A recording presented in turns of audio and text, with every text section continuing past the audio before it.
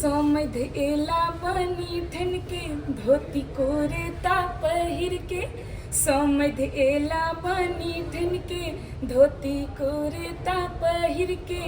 ईता डहकन सुनता बेटा के बियाह में ईता मारल जेता बेटा के बियाह में हम सब करे छी पूछे बाजू गीत सुनब की गए हम सब करे छी पूछे बाजू गीत सुनब की गए आकी डहकन सुनब बेटा के बियाह में आकी डहकन सुनब बेटा के बियाह में यो समध ककरा सो मंगलो धोती समध ककरा सो मंगलो कुर्ता समध ककरा सो मंगलो धोती समध ककरा सो मंगलो कुर्ता